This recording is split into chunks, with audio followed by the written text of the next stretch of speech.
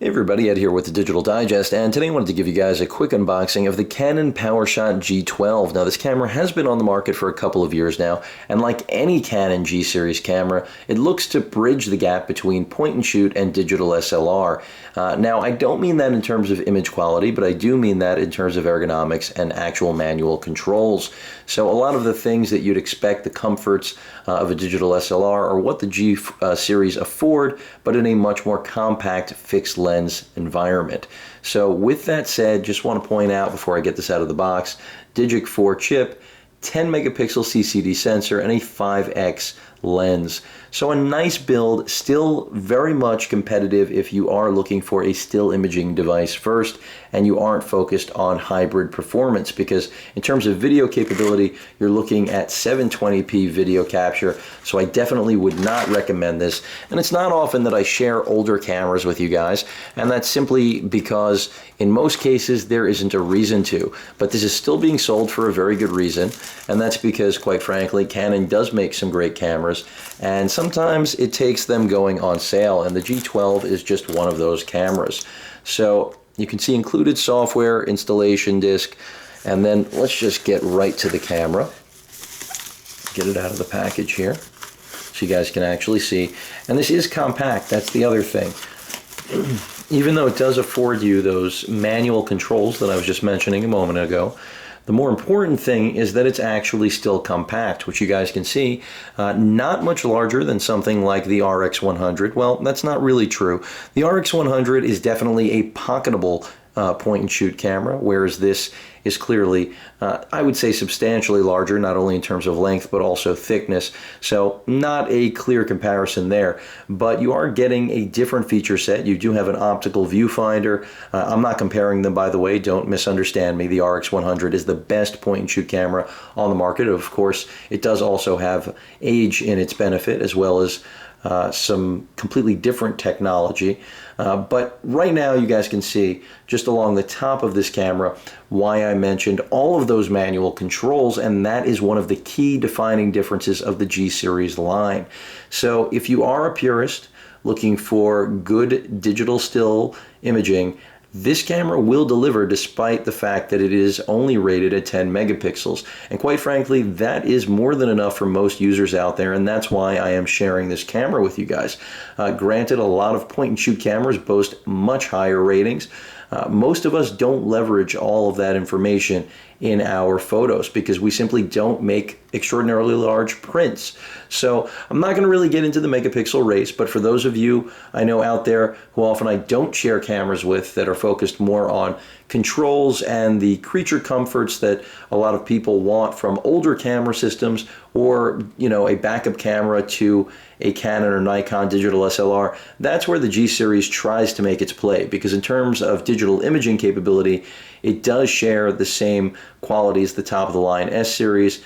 So you really aren't getting a better photo, you're just getting far better control of how you're going to actually create it. So as you guys can see, shutter button up here, your mode dial button, as well as ISO. I mean, everything is here. Exposure controls, a hot shoe that's standard. You do have a swivel screen, which I think is 3.2 inches, so that's certainly nice, and it does completely turn around, so in case you want self-portrait, that is available. That's another reason I mentioned that this is clearly a still imaging device first. Then we've got basically all the controls you'd expect to see to the right of the optical viewfinder, playback button, a little bit of a grip area here, and this does have a pretty nice grip, I have to say, and that's part of the ergonomics here, of course, with the G line. And then all the controls if you are a Canon fan, that you know and expect to see from the G series. And again, this is not the latest model. I'm going to keep reminding you guys because I don't want to confuse anyone. I'm really sharing this because it is a value if you're looking just for a very solid still imaging device that affords a lot of manual controls that most cameras out there in the point and shoot category do not. Now, as you might have noticed, it does also have HDMI out right there, as well as a USB connection port and a audio, I believe that's audio out, but it might be a line in. I'm not positive on that. I have to double check. Yeah, excuse me, it is the AV out, so that answers that. but that USB port, of course, is for transferring images. That was a mini, not a micro USB like most of us use now, and that's another sign of its age, frankly.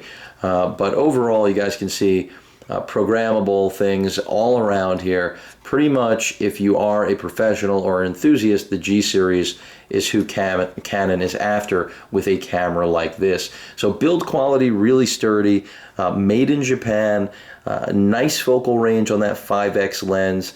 And overall, it just is a nice camera at its current price. When this originally launched, it was certainly pricey, and there were a lot of different competing models out there that were either the same price or less. But now I think that's where the G12 starts to look considerably affordable. And again, if you are a purist looking for all of those controls, especially the optical viewfinder, which I don't expect great things from, but it still is there, which really can't be said for a lot of cameras outside of the G series. Of course, your USB cable I was just mentioning, which is clearly a mini and not a micro, as I just mentioned. Your AV out, which was the other port there, so that you can actually output your video or still captures. We've got a camera strap, the battery, the wall charger, something that again shows its age. Not everybody is giving you a wall charger anymore. Many manufacturers sticking to micro USB with a wall wart to basically give you that great flexibility of being able to charge your camera anywhere with the same plug you're using for your tablet and smartphone. The only downside to that is if you carry additional batteries. But overall, that pretty much covers the unboxing of the Canon G12, an older model, but I'll say an oldie but goodie, and that's why I'm sharing it with you guys, because I know there are those of you out there that this will appeal to. If you guys have any questions or comments, please feel free to post them. And of course, as usual, please feel free to subscribe. Later.